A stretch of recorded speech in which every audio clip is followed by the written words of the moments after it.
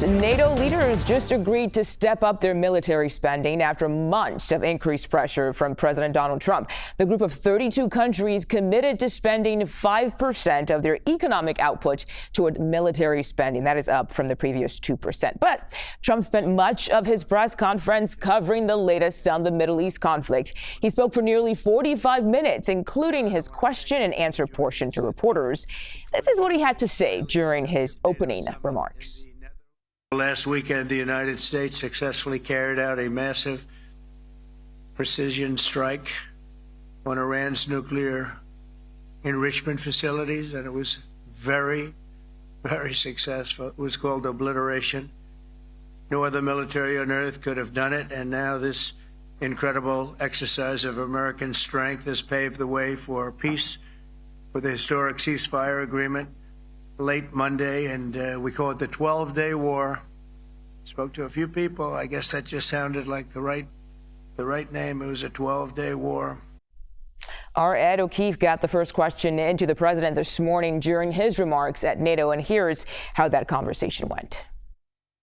You just said you believe the conflict between Israel and Iran is over. What makes you so confident it is? And what do you do if it isn't? Because I dealt with both.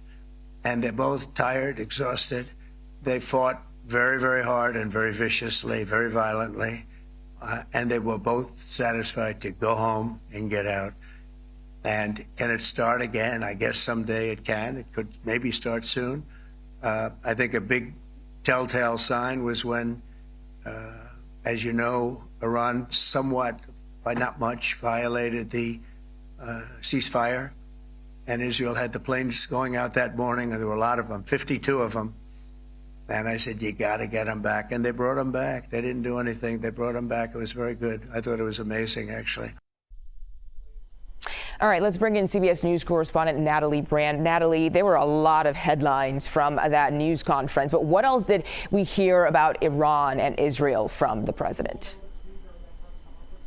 Muko, good to be with you. Well, so much of the focus was the president asked or answering questions about this initial intelligence assessment, the contents of which were obtained or leaked to media outlets, including CBS News. And that initial assessment found that the strikes may have set back Iran's nuclear program by just a matter of months. So the president asked about that and very strongly, refuting that report, along with Secretary of State Marco Rubio and also Defense Secretary Pete Hegseth, who were with him at the NATO summit.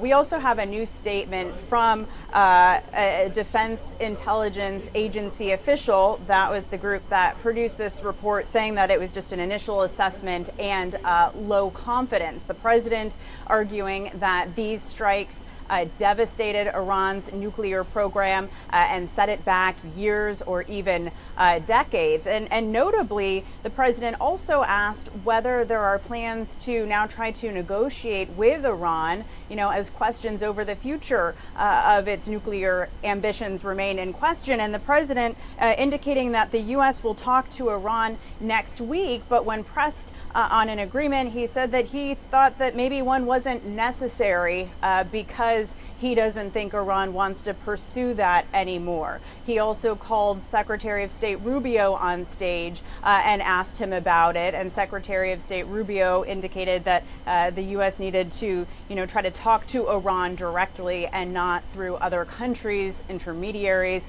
like Qatar. So while this NATO summit, is a meeting of many European nations, and normally the focus would have been on Russia and Ukraine, so much of today was really overshadowed by the aftermath of the U.S. strikes on Iran and that conflict that, ended through a ceasefire, at least for now, as the president was headed there just yesterday. Muko.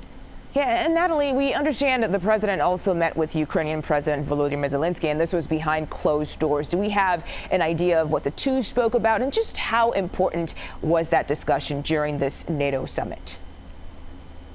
Yeah, well, as you mentioned, this was closed to the press, but after that meeting, Ukraine's President Zelensky posted on social media about it, saying that it was long and substantive, that he appreciated, talking to President Trump. And the president, during that questioning, was also asked, why has it been so difficult to get a ceasefire between Russia and Ukraine? And he acknowledged that it has been more difficult, perhaps than he expected. He said Putin has been difficult. He said that he's had some issues with Zelensky, a reference to that Oval Office blow up months ago. And he also said that Putin really has to end the war. So that was notable as well. But in terms of, when they will speak, he did indicate that he would try to talk to Putin, referenced a phone call from last week. But it's unclear. He didn't give exact details about the next steps regarding, any negotiations or any pressure that the U.S. could exert to try to bring Vladimir Putin to the negotiating table. Okay, CBS News correspondent Natalie Brand, thank you so much for your insight. Appreciate it. And CBS News senior national security correspondent Charlie D'Agata joins us now for much more on this. Charlie, thank you for your time today. I want to ask, though, what were your biggest takeaways from that Trump news conference?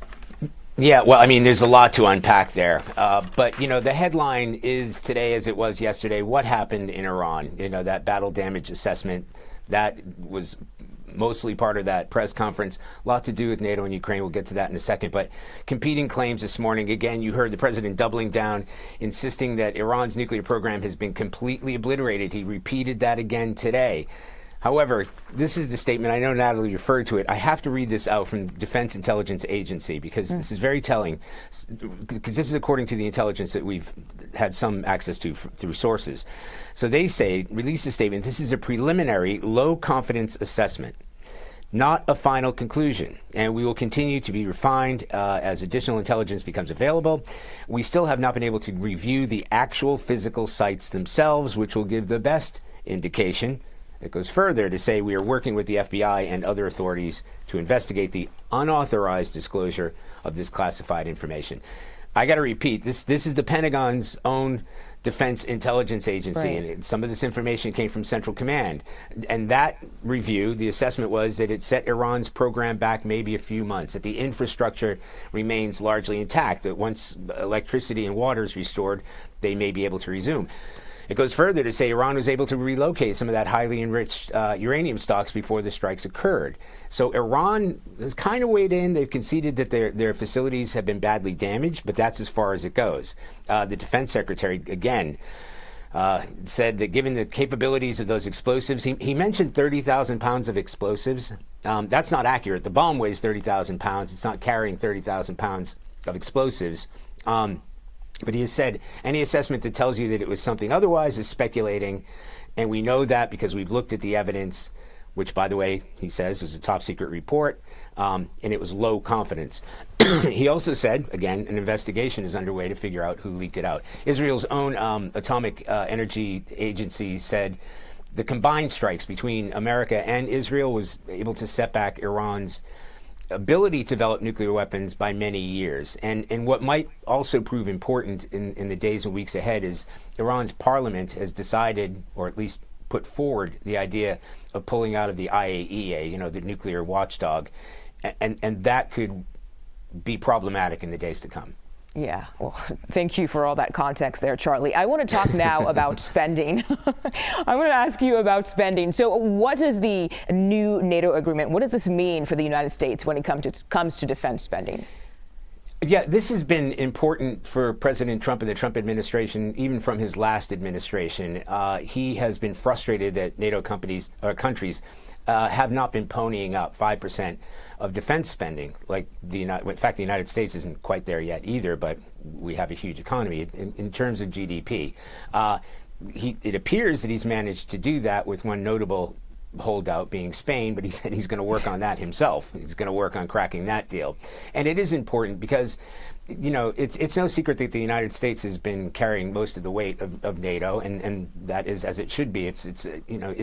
I keep trying to remind people it is a military alliance. We call it NATO. It's as if it's a throwaway term, but it is a military alliance. Right. And you have had countries like Poland who have already come up to that, and there's a reason. You know, we talk about Poland, and Germany is now coming up to it. The UK has always been there. France has come up. These are not only important countries in terms of the NATO alliance, but these are the ones that are closest to Ukraine and closest to the Russian threat. So it shouldn't be a surprise there. So I think the president will claim some element of victory. They even call it the Trump bump in terms of getting that 5% up there. And, you know, he's reciprocated. We haven't heard him speak so glowingly about NATO. I can't even remember the last time he spoke so glowingly about NATO. So he was very well, you know, he was welcomed there. They know the language to use with the president. For him to say that, yeah, I've got your back. This is the kind of language and the mood music that we haven't heard, because in the past he's actually been a little bit frustrated about NATO partners. Yeah, he certainly has. A different language this time around. Charlie Daggett, we always appreciate your expertise here on 24/7. Thank you. Thank you. All right, let's bring in CBS News Middle East reporter Courtney Keley. Courtney, thanks for your time today. Trump says he will meet with Iran next week, but what do you make of this, and what are you watching for there if a meeting does in fact happen? Well, before he said this, he actually spoke about China, and he encouraged China to buy U.S. oil or others' oil, and said it was fine that China is buying oil from Iran. Now, 90% of Iran's output usually goes to China, and this seems to be a U-turn in terms of U.S. policy, in terms of isolationism. So is that kind of sweetening a deal for these talks? That's what I'm looking at right now. President Trump had lifted American sanctions in Syria, and I was wondering what kind of financial incentive he might use to sweeten some kind this overture to Iran. Now, he says they're meeting. I have not seen any confirmation by the Iranian foreign minister yet. It's just, we might be hearing this in minutes or not. We'll hear from the Iranians, I'm sure, soon. Charlie Daggett did say that Iran voted to not adhere to the standards of the UN watchdog IAEA, but so far what the Iranians really are doing right now is the Iranian regime and the Iranian government is tightening down on its own people. There's been arrests and people thrown in jail, and there's some truck drivers where Mossad had infiltrated the trucks. They're being rounded up too. So a lot of Iran going against the people that they thought where the intelligence leaks are. And I want to kind of try to clarify a little bit. We heard President Trump use the word obliterated many, many times. He said uranium was buried deep. So in his mind, Fordo, all that uranium and this deep mountainside would be gone. Now, I have talked to a top U.S. nuclear expert who said his preoccupation really still is, where is that uranium? Another top nuclear expert is focused on the 20,000 or so centrifuges that could be damaged. So when you talk about a nuclear plant being obliterated, you could be talking about the actual facility, the tunnels that he mentioned. But the actual material, the question remains, was that moved or was that there? And Israeli intelligence about their strikes are saying it's significant. So they're backing up what the president says, but not using the language of obliterated. Very significant, still assessing the situation. So it's going to be about, we know the scientists were killed. Who will replace them? And that was a very targeted assassination on the top nuclear scientists.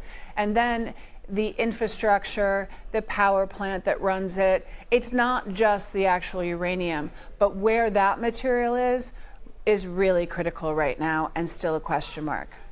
Yeah, and Courtney, there seems to be this question about exactly just how much damage was actually done at those nuclear sites, including Fordo. From your experience, your expertise here, any chance we'll actually have a real answer to this one? Well, there will be classified information, so I don't think the Iranians are like, over here, it's right here. Was it a bait and switch? These things happen behind closed doors and often in conversations I'm not privy to, but I think we will know better sooner if there are talks.